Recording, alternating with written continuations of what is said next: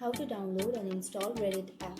So if you want to download or if you want to install the Reddit app, then make sure that you have a stable internet connection.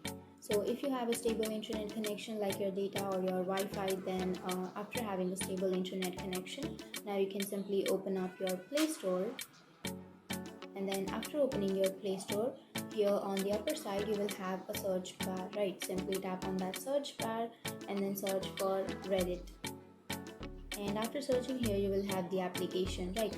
So if you don't find that application, then that means that in your country that app is not available. So if you have that app and if you have a little install option on the right side, you can simply tap on that install, and that's it. That's how you install.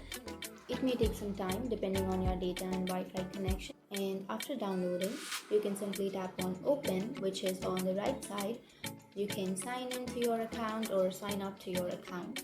So that's it. That's how you download and install from Google Play Store. And if you have any questions, feel free to comment below. Thanks for watching.